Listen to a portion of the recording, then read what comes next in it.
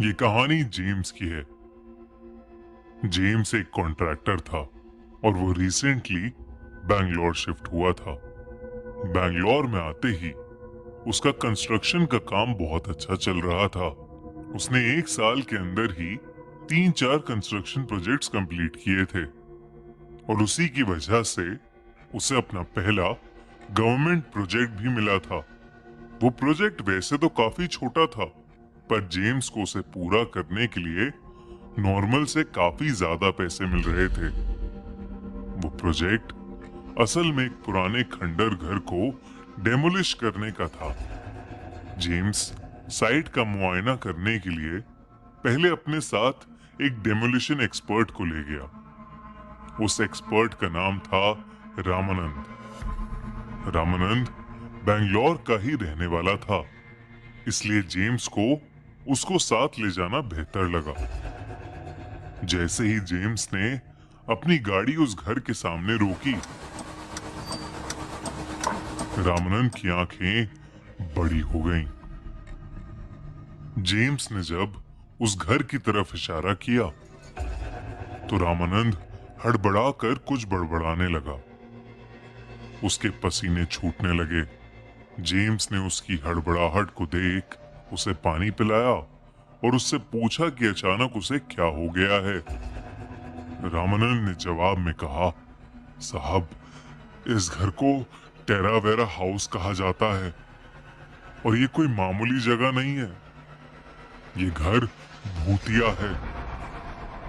रामानंद की बात सुनने के बाद कुछ सेकंड्स के लिए गाड़ी में सन्नाटा छा गया, पर वो सन्नाटा जेम्स की जोरों की हंसी के साथ गायब हो गया। जेम्स हंसते हुए बोला, हाँ हाँ, हर खंडर घर में कोई ना कोई भूत तो होता ही है। ये कहते ही जेम्स गाड़ी से उतरकर उस घर की तरफ चलने लगा। वहीं रामानंद गाड़ी से उतरा ही नहीं और गाड़ी के अंदर ही जेम्स को रुकने के लिए आवाज लगाता रहा, सर, सर मत जाइए सर अंदर, सर। जेम्स समझ गया था कि रामानंद घर के अंदर नहीं आने वाला था, इसलिए उसने अकेले ही घर का मुआयना करने का सोचा। वो घर काफी बड़ा था, पर बहुत ही बुरी हालत में था। बाहर एक जंग खाई गाड़ी रखी थी। सब कुछ ऑब्जर्व करते हुए जेम्स उस घर के अंदर चला गया। घर के अंदर अभी भी बहुत पुराना फर्नीचर था और बहुत सी पेंटिंग्स लटकी थीं, लेकिन सभी चीजों पर धूल जमी हुई थी। जेम्स की नजर एक पेंटिंग पर गई तो उसमें 2 लड़कियां एक साथ खड़ी थीं। वो दिखने में 2 बहनों जैसी लग रही थीं।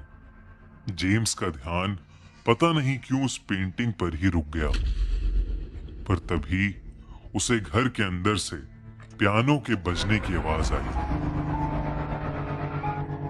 जेम्स चौंक गया और इधर उधर देखने लगा तो उसे हॉल के कोने में एक रूम दिखा जिसमें एक पियानो रखा हुआ था, पर अब उससे कोई आवाज नहीं आ रही थी। जेम्स जैसे ही वापस पलटा तो उसने देखा कि उस पेंटिंग में अब 2 की जगह सिर्फ एक ही लड़की थी। ये देखकर जेम्स को कुछ समझ नहीं आया। इतने में वो कुछ सोच पाता कि उससे पहले ही कमरे में पड़ा वो पियानो अब ऐसे बजने लगा मानो जैसे कोई प्रोफेशनल म्यूजिशियन उसे बजा रहा हो। जेम्स पीछे मुड़ा तो उसके सामने पियानो की कीज दब रही थीं, पर वहां उन कीज को दबाने वाला कोई भी नहीं था। अब जेम्स घबराने लगा था और उसकी हालत घबराहट के मारे खराब होने लगी थी। वो जहां से आया था उसी रास्ते पर वापस भागने लगा, पर जैसे ही वो दरवाजे के पास पहुंचा वो दरवाजा अपने आप जेम्स के मुंह पर बंद हो गया। जेम्स उस अंधेरे से भरे घर में बंद हो गया था। वो जोर जोर से दरवाजे को पीटने लगा। वो जैसे जैसे दरवाजे पर अपने हाथ मार रहा था, वैसे वैसे एक बड़ी सी काली परछाई ने उसे ढक लिया और जेम्स अचानक ही बेहोश हो गया। कुछ देर बाद उसकी आंख खुली तो उसके सर पर चोट लगी हुई थी और उसके चेहरे पर किसी के नोचने के निशान थे। जेम्स आंख खुलते ही फिर से दरवाजे को पीटने लगा। वो अब चीख चीख कर रामानंद को आवाज लगाने लगा, पर बाहर से कोई जवाब ही नहीं आया। जेम्स जल्द से जल्द वहां से बाहर निकलना चाहता था। उसने अपने दिमाग को शांत किया और बाहर निकलने की तरकीब सोची। उसने सोचा कि वो ऊपर वाले कमरे की खिड़की से बाहर कूद जाएगा। जेम्स को उस घर के और अंदर जाने में डर तो लग रहा था, पर उसके पास अब और कोई रास्ता भी नहीं था। जेम्स दिल पक्का करके सीढ़ियों तक पहुंच गया, पर जैसे ही उसने पहली सीढ़ी पर पैर रखा, उसके पीछे से फिर से एक काली परछाई गुजरी। जेम्स तुरंत पीछे मुड़ा, पर इस बार वहां कोई भी नहीं था। जेम्स जैसे जैसे वो सीढ़ियां चढ़ रहा था, उसे किसी औरत के रोने की आवाजें आने लगी। जेम्स उन सभी आवाजों को इग्नोर करता हुआ बस सीढ़ियां चढ़ता जा रहा था। ऊपर पहुंचकर जेम्स को सामने के रूम में एक खिड़की दिखी। उस रूम में घुसते हुए जेम्स को डोर पर डॉल्सीज रूम लिखा हुआ दिखाई दिया। जेम्स चोटिल हालत में धीरे धीरे उस खिड़की के पास जाने लगा कि तभी उसे एक बेहद बुरी स्मेल आने लगी। उसने कमरे में नजर घुमाई तो वहां जो उसे दिखा, उसे देख उसका दिल दहल उठा। उस कमरे के बेड पर किसी औरत की एक सड़ी गली लाश पड़ी थी और उस लाश का गला कटा हुआ था। जेम्स ये खौफनाक दृश्य देख ही नहीं पा रहा था कि अचानक से कुछ डोलता हुआ जेम्स के पैरों में आ गया। जेम्स की नजरें जब नीचे अपने पैरों पर गईं, तो उसकी जान ही सूख गई। उस लाश का कटा हुआ सर जेम्स के पैरों में था। जेम्स उसे देख पीछे हुआ और नीचे गिर पड़ा।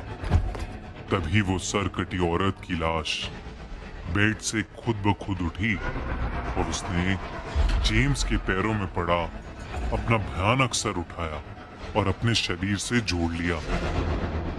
वो औरत बेहद डरावनी लग रही थी। धीरे धीरे वो जेम्स के पास आती जा रही थी। जेम्स उससे दूर हटता जा रहा था कि अचानक जेम्स खिड़की के पास आ गया। वो औरत अब भी जेम्स के पास आ रही थी और जेम्स जैसे ही उसके डर से थोड़ा और पीछे हुआ, उसका पैर फिसल गया और वो खिड़की से सीधा नीचे गिर गया। बाहर रामानंद की नजर घर की खिड़की पर गई तो उसने जेम्स को खिड़की से नीचे गिरता देखा। अब सवाल जेम्स की जान का था, तो रामानंद ने हिम्मत की और घर के अंदर घुस गया। उसने देखा कि जेम्स नीचे पड़ा है और उसके सर से खून बह रहा है। लेकिन जब उसने ऊपर खिड़की की ओर देखा तो उसे वही औरत हंसते हुए दिखाई दी। रामानंद ने नीचे पड़े जेम्स को उठाया और जल्द से जल्द उसे लेकर घर से बाहर चला गया। वो जेम्स को सीधा हॉस्पिटल ले गया। कुछ दिनों बाद जब जेम्स ठीक हुआ तो रामानंद जेम्स से मिला और उसने उससे कहा कि जेम्स को उस दिन हंसना नहीं चाहिए था। उसने कहा कि वो घर सच में भूतिया है। कहते हैं कि वहां पर दो बहनें डॉल्सी और वेरा रहा करते थे। डॉल्सी एक पियानो टीचर थी और वेरा एक इंग्लिश टीचर थी। पर एक सुबह उस घर से डॉल्सी की लाश मिली। उस मर्डर की इन्वेस्टिगेशन करने पर ना तो कोई सबूत मिला और कुछ ही समय में वेरा भी उस घर को छोड़कर भाग गई। कहते हैं कि तब से उस घर में डॉल्ची की आत्मा का वास है। उस हादसे के बाद जेम्स की तो पूरी लाइफ ही पलट गई। उसके साथ जो हुआ वो शायद वो कभी नहीं भुला पाएगा। 2014 में फाइनली टेरावेरा हाउस को डेमोलिश कर दिया गया, लेकिन आज भी लोग उस घर के सामने से गुजरने से कपकपाते हैं।